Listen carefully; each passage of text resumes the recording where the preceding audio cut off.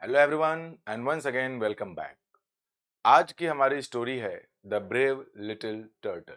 Turtle का मतलब होता है कछुआ, एक बहादुर छोटा कछुआ। आज हम लोग इस कहानी का डिस्कशन करने वाले हैं। छोटी सी कहानी है, तो कहानी को मैं लाइन बाय लाइन समझाऊं उसके पहले एक बार इसे समराइज कर देता हूं। तो जैसा कि नाम में दिया है द ब्रेव लिटिल टर्टल, एक छोटे बहादुर कछुए की कहानी है। इसमें होता क्या है कि कछुआ जो है ना किसी भी बड़े तालाब में, पॉन्ड में घुसने से डरता है। उसको लगता है कि वो डूब जाएगा। लेकिन उसके जो दोस्त हैं, जैसे कि यहाँ पे कुछ दिया हुआ है, डक्स एंड फ्रॉग्स, ये लोग उसको बोलते हैं कि नहीं यार, घुस जा पानी में, तू थोड़े डूबेगा, तू तो एक बहुत बढ़िया तैराक है। वो मानता नहीं है, वो डरा रहता है। एक दिन क्या होता है कि कछुआ का एक प्यारा सा लीफ होता है, प्यारा पत्ता। वो पत्ता उड़ करके पानी में चला जाता है। कछुआ बिना कुछ भी सोचे, क्योंकि उसकी सबसे प्यारी चीज पानी में चली गई, तो वो भी पानी में चला जाता है। अचानक वो देखता है कि अरे, ये तो सरप्राइज है। मैं तो मतलब वो आश्चर्यचकित रह जाता है कि ये क्या हो गया, मैं डूबा नहीं, मैं तैर रहा हूं। तो उस दिन के बाद से वो उस तालाब में या किसी भी बड़े तालाब में तैरने वाला सबसे छोटा और सबसे खुशहाल तैराक माने जाने लगा। तो कहानी हमारी यही है। अब इसके कुछ डिफिकल्ट वर्ड्स को सीख लेते हैं। डिफिकल्ट वर्ड्स हैं हमारे, एनकरेज। एनकरेज हमारा मेन वर्ब है। एनकरेज की अगर बात की जाए तो इसका मतलब होता है किसी को प्रोत्साहित करना, कोई काम करने के लिए मोटिवेट कर देना। ईडी लग जाने से सेकेंड फॉर्म थर्ड फॉर्म हो जाता है। इसका जो बेस फॉर्म है वो है हेजिटेट। हेजिटेट का मतलब होता है किसी भी काम को करने में हिचकिचाना।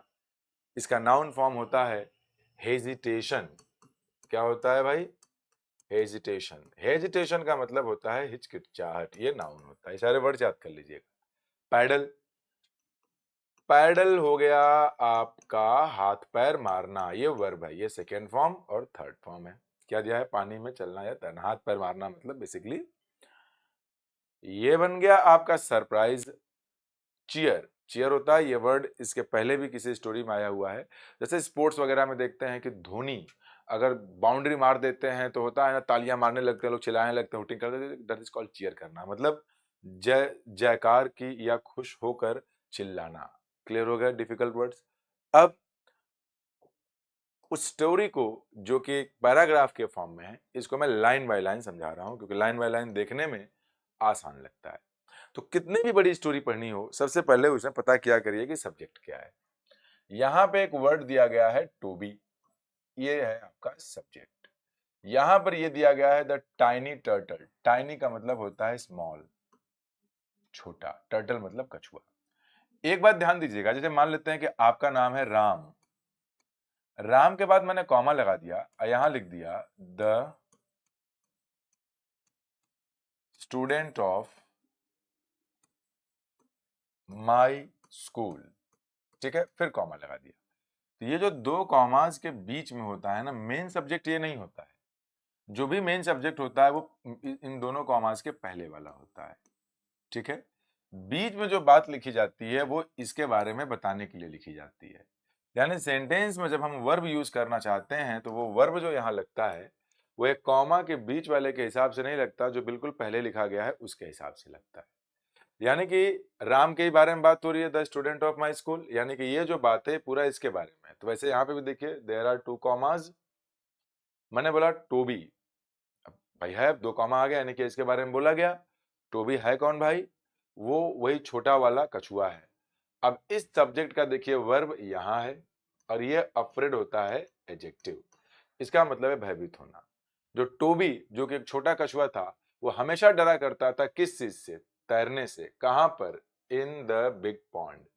इन एक प्रेपोजिशन है, मैंने पहले भी बताया है। प्रेपोजिशन के बाद जो भी नाउन या प्रोनाउन आता है वो पूरा क्या बनता है?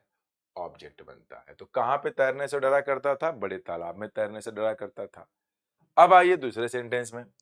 फिर देखिए हिज फ्रेंड्स आ गया, ये देख लीजिए।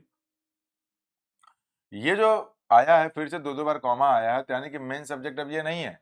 मेन सब्जेक्ट हमारा यही है। वर्ब कहां मिलेगा भाई? आगे मिलेगा कॉमा के बाद। तो अभी हिज फ्रेंड्स का जो सब्जेक्ट है वो ये है, जो उसके दोस्त थे। किसके? लिटिल सॉरी टाइनी टर्टल के।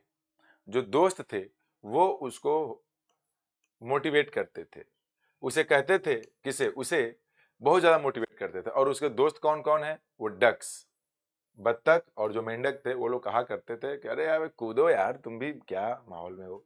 बट कंजंक्शन होता है, अब ये नाम भी याद रखा करिए, बट इसको हिंदी में तो कहते हैं, लेकिन इंग्लिश में ये कॉन्ट्रास्ट को शो करता है, तो आगे कंजंक्शन वगैरह की पढ़ाऊंगा, सिखा दूंगा। लेकिन ही कौन? वही टर्टल, सिंगुलर है ना। ऑलवेज मतलब हमेशा, हेजिटेटेड। उसके दोस्त लोग कहा करते थे बार बार के, कूद जाओ यार, घुस जाओ पानी में, एकदम छई छपाक छई करके चले आओ। लेकिन वो हमेशा जो है हिचकिचाता था, यानी डरता था। हिचकिचाना का मतलब कोई काम करने से पीछे हट जाना, ना करना। अब आइए अगले लाइंस पे। अगला दिया है वन डे, एक दिन की बात है।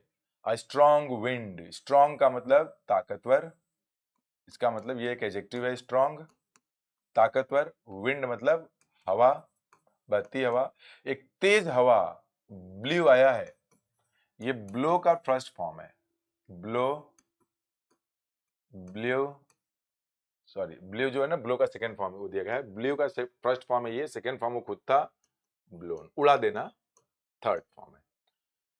एक तेज हवा ने, देखिए सब्जेक्ट है वो, ये वर्ब है, उड़ा दिया किसको? उसके लीफ को। कैसा लीफ? फेवरेट। तो जो फेवरेट है स्पेलिंग याद कर लीजिएगा, ये बन गया एडजेक्टिव।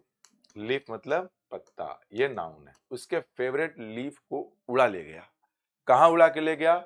इनटू वाटर, पानी में लेके चला गया। अब अगली लाइन है, विदाउट मतलब होता है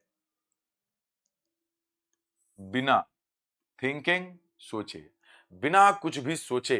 जब देखा कि उसका फेवरेट चीज पानी में चला गया, तो बिना कुछ भी सोचे, टोबी सब्जेक्ट है, पेडल्ड वर्ब है, आफ्टर पीछे, इट किसके लिए आया है? उसे लीव के लिए आया है। ध्यान दीजिएगा, इन जनरल जब कोई चीज नॉन लिविंग हो, इन जनरल नॉन लिविंग मतलब निर्जीव, और वो सिंगुलर हो, तो हम इट लगाते हैं। जैसे कि पेन है, पेंसिल है, लीफ है ना। कोई भी चीज ऐसे सिंगुलर है, एक है और नॉन लिविंग है, तो उसके लिए इट लगाते हैं। तो आफ्टर इट किसके पीछे? पैडल मतलब हाथ पैर मार रहा, तो पानी में घुसा, तो पानी में हाथ पैर मार करके अपना, जानते हैं कछुआ बिना कुछ सोचे, जो टोबी है ना, वो घुस गया पानी में। किसके पीछे पीछे? उस पत्ते के पीछे पीछे। टू हिज सरप्राइज, वो खुद भी सरप्राइज हो गया। किस बात को लेकर के? ही सब्जेक्ट, ये रहा वर्ब। इसके पीछे किसी क्लास में मैंने बताया था, वॉज या वर्ब के बाद आईएनजी फॉर्म आने का मतलब होता है पास्ट कॉन्टिन्यूअस। पास्ट कॉन्टिन्यूअस का मतलब पास्ट में कर रहा था। उसको बहुत सरप्राइज हुआ, करे वो तो तैर रहा था। वो तैराकी देख करके जो है कि हड़बड़ा गया, कह रहे मैं भी तैर रहा हूं, मैं डरा करता था बिना मतलब, और रबिश, तो बड़ी बेवकूफी वाली बात है, मैं तो खुद ही तैरने लगा, मैं बिना मतलब परेशान था कि नहीं तैर पाऊंगा। आगे लास्ट लाइन है ये, सबसे पहले पता करिए सब्जेक्ट। तो ये रहा सब्जेक्ट। तो उसके जो दोस्त थे, चियर्ड, वो एकदम उसको मोटिवेट करने लगे, हिप्पी, ये कुज्जा कर दिया, सब नहीं होता है बोल करके, यही सब। उसके दोस्तों ने एकदम उसको जो है कि एकदम माहौल बना दिया। और फ्रॉम से, दैट डे ऑन, उस दिन, ऑन दैट डे, ऑन का मतलब है उस दिन के आगे से। टोबी सब्जेक्ट है, वॉज वर्ब, टोबी हो गया द हैप्पीएस्ट। कल मैंने बताया था कुछ सुपरलेटिव डिग्री के बारे में, ऐसे कुछ एडजेक्टिव्स हैं, जैसे हैप्पी है, क्लेवर है, स्मार्ट है, बैड है, गुड है। ये सब याद कर लीजिएगा, आप किसी भी एग्जाम की तैयारी कर रहे होंगे, इन सब की आगे जरूरत पड़ेगी, सीख भी रहे हो तो इनकी जरूरत पड़ेगी। जब किसी एक ही इंसान के बारे में बताना पड़ेगा, तो ये वाली एडजेक्टिव यूज करेंगे। जब कंपैरिजन दो के बीच में करना होगा, तो हम इसका बनाएंगे हैप्पियर, इसका बनाएंगे क्लेवरर, इसका बनाएंगे स्मार्टर, इसका बनाएंगे, बैड का बैडर नहीं होता है, वर्स होता है। गुड का गुडर नहीं होता है, बेटर। जब दो लोग होते हैं तब ये लगाते हैं। जब दो से ज्यादा लोग हो जाएं और उनमें से किसी को अच्छा खराब या कुछ बताना हो, तो हैप्पियर की जगह पे पता है क्या बनेगा? Happiest, happiest. क्लेवर की जगह पता है क्या हो जाएगा? क्लेवर। ऐसे छोटी छोटी बातें ना आपको याद रखनी है। स्मार्टर, सॉरी स्मार्टेस्ट, वर्स का बन जाएगा वर्स्ट, बेटर का बन जाएगा बेस्ट, सुपरलेटिव। तो जैसा कि मैंने बताया कि जो हैप्पीएस्ट है that is the superlative degree adjective, एक सुपरलेटिव डिग्री में लिखा गया एडजेक्टिव है। यूज हम सुपरलेटिव तब करते हैं जब दो से ज्यादा लोग हों। तब देखिए वहां पे बात किन किन लोगों की हो रही थी, टोबी जो टर्टल था छोटा वाला, डक्स मतलब कई थे, और कोई था ना वहां पे, कौन था भैया, कहाँ गया कहाँ गया, हाँ फ्रॉग्स मेंढक भी थे। अब ये बोला गया हैप्पीएस्ट, तो हैप्पीएस्ट का मतलब है कि उन सब में वो सबसे ज्यादा रहा, सबसे ज्यादा एक छोटा स्विमर, स्विमर मतलब बन गया तैराक। इसके पहले वाले क्लास में मैंने बताया था कि अगर किसी वर्ब में प्ले है, वर्ब है, इसमें ई आर लगा देंगे तो ये बन जाएगा नाउन। वैसे एक वर्ब है स्विम, ये वर्ब है, इसमें अगर हमने ई आर लगा दिया तो ये बन जाएगा स्विमर, तैराक, तैरने वाला। स्विम मतलब तैरना और स्विमर मतलब तैरने वाला। इन द पॉन्ड, पॉन्ड का मतलब तालाब, उस तालाब में सबसे खुशहाल छोटा स्विमर वही कछुआ बन गया, टर्टल बन गया। उम्मीद करता हूं कि क्लास आपको समझ में आई होगी। कमेंट करके बताइएगा कैसा लगा, और फिर से वही होमवर्क आपको मैं दे रहा हूं। फिर से कोई एक ऐसा वर्ब लिखिए, जैसे कि मैंने लिख दिया एक वर्ब यहां पे सिंग, सिंग है ना, सिंग मतलब होता है गाना, वर्ब है, इसमें ई आर लगा देंगे ना तो ये बन जाएगा नाउन, ये हो जाएगा सिंगर, गाने वाला, गवैया। तो अब ऐसे आपको नीचे कमेंट करके बताना है, कोई एक वर्ब लिखना है तो उस वर्ब को भी लिखेंगे ऐसे, वी लिख करके वर्ब, और उसका नाउन फॉर्म क्या बनेगा लिख करके मुझे बताएंगे, मैं देखूंगा कितना सही लिख रहे हैं आप लोग। वीडियो अच्छी लगी हो तो इसको दोस्तों के साथ शेयर जरूर करिए। चैनल को सब्सक्राइब नहीं किया है तो please do subscribe to the channel so that आपको आने वाले जितने भी वीडियोज हैं उसके नोटिफिकेशन सबसे पहले मिल सकें। Bye bye.